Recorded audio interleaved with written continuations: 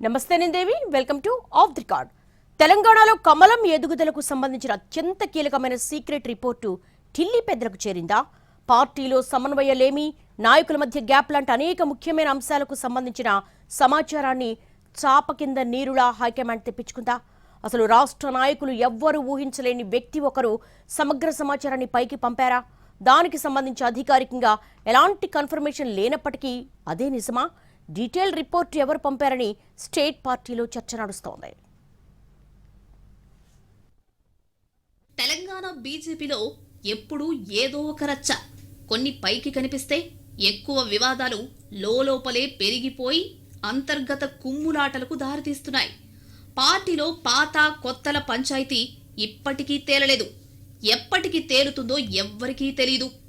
ఎన్నికల్లో అందరం పార్టీ కోసం పనిచేశాం, జెండా మోసాం, ఇక పాతేంది కొత్తేంది అన్న వాదన ఒకవైపు నడుస్తూ ఉండగానే మరోవైపు రెండు వర్గాల మధ్య కంటికి కనిపించని అడ్డు కూడా ఇప్పటికీ బలంగానే ఉందని చెప్పుకుంటున్నాయి కాషాయ వర్గాలు. మరోవైపు వచ్చే ఎన్నికల్లో ఎలాగైనా రాష్ట్రంలో పాగా వేయాలని ఉవ్విళ్లూరుతోంది కేంద్ర నాయకత్వం. ఆ దిశగా ఇక మీదట దృష్టి పెట్టొచ్చు అంటున్న రాష్ట్ర పార్టీ వర్గాలు అదే క్రమంలో ఓ సీక్రెట్ రిపోర్ట్ గురించి విస్తృతంగా చర్చించుకుంటున్నాయి. మొత్తం పిన్ టు పిన్ అసలు తెలంగాణ బీజేపీలో ఏం జరుగుతోందో డీటెయిల్డ్ రిపోర్ట్ను ఓ పెద్ద ఆయన ఢిల్లీకి పంపారన్నది ఆ చర్చల సారాంశం. ప్రస్తుతం పార్టీ లీడర్షిప్ మొత్తం 5 రాష్ట్రాల అసెంబ్లీ ఎన్నికల మీద దృష్టి పెట్టినందున అవైపోగానే తెలంగాణ, కర్ణాటక మీద ఫోకస్ పెడతారని సమాచారం ఉంది. దీంతో ఆ సీక్రెట్ రిపోర్ట్ గురించి కొందరు నాయకులు కంగారు పడుతున్నట్లు తెలుస్తోంది. తెలంగాణలో పార్టీ పరిస్థితి ఆశించినట్లుగా లేదు అన్న అభిప్రాయంతో ఉన్నారు ఢిల్లీ పెద్దలు. దీని గురించి ఓపెన్ గానే మాట్లాడుకుంటున్నారు. ప్రధాని మోడీ స్వయంగా క్లాస్ తీసుకున్నా ఇక్కడి నేతలు మారలేదని, వ్యవహారం మొత్తం కుక్కతోక వంకరే అన్నట్లుగా ఉందంటూ పార్టీ అభిమానులు ఘాటుగానే రియాక్ట్ అవుతున్నారు. చాలా మంది నేతలు పార్టీ బాగు కోసం పనిచేస్తున్నారా, లేక తమ వ్యక్తిగత ఇమేజ్ కోసం ఆరాట పడుతున్నారా అనే చర్చ కూడా ఉంది. అధికారంలోకి రావడం కోసం ఉమ్మడిగా పనిచేయాల్సింది పోయి పెద్దలకు పరస్పరం ఫిర్యాదులు చేసుకుంటున్నారన్న మాటలు సైతం వినిపిస్తున్నాయి కాషాయ వర్గాల నుంచి. ఈ పరిణామాలన్నింటినీ ఎప్పటికప్పుడు గమనిస్తూనే ఉన్న హస్తిన నాయకులు తెలంగాణలో అసలేం జరుగుతోందంటూ అప్పుడప్పుడు ఆరా తీస్తూనే ఉన్నారట. ఈ క్రమంలో రాష్ట్ర మాజీ గవర్నర్ ఇచ్చారని చెప్తున్న రిపోర్ట్ పార్టీ వర్గాల్లో కలకలం రేపుతోంది. ప్రస్తుతం మహారాష్ట్ర గవర్నర్గా ఉన్న జిష్ణుదేవ్ వర్మ అంతకుముందు తెలంగాణ గవర్నర్గా పనిచేశారు.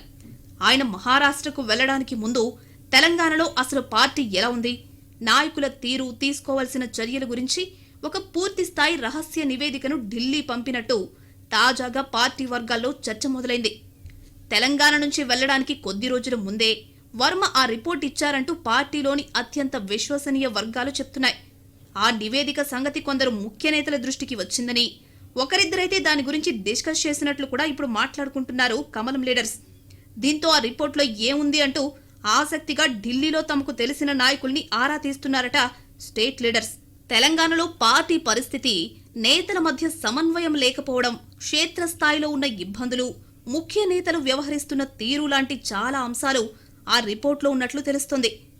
ఓవరాల్ గా రాష్ట్రంలో పార్టీ పరిస్థితి ఏమాత్రం బాగలేదని ఫైనల్ కంక్లూజన్ ఇచ్చారట. అయితే ఆ నివేదికకు సంబంధించిన ఎలాంటి అధికారిక కన్ఫర్మేషన్ లేదు. గవర్నర్ ఆఫీస్ నుంచి అఫీషియల్ గా ఎలాంటి రిపోర్టు పంపలేదని చెప్తున్నాయి రాజ్ భవన్ వర్గాలు.